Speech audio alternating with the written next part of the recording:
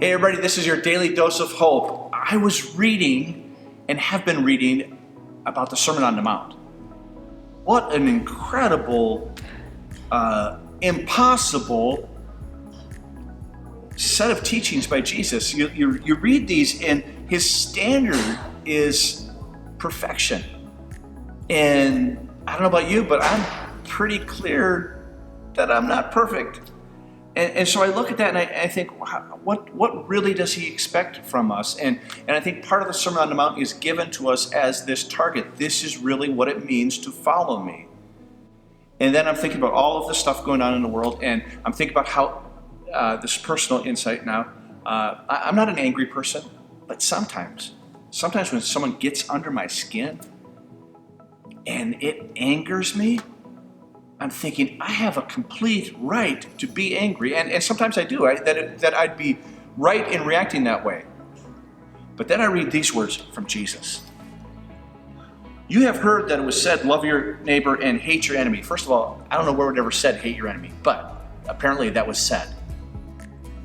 But I tell you, love your enemies and pray for those who persecute you, that you may be sons of your Father in heaven. He causes the sun to rise on the evil and the good. He sends rain on the righteous and the unrighteous. If you love those who love you, what reward will you get?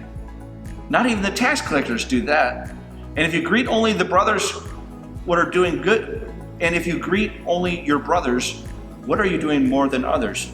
Do not even the pagans do that. Be perfect, therefore, as your heavenly Father is perfect. So I look at that. Love your enemies and pray for those who persecute you. The only way that's possible is there's something about God that embeds itself. Something about God that he embeds himself in my heart and creates this transformation that says it's not all about me.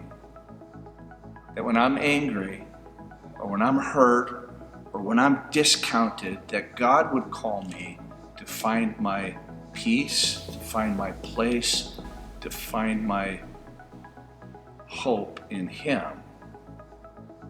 not in the objects of those around me. And he says that I can love those people because I'm resourced by him.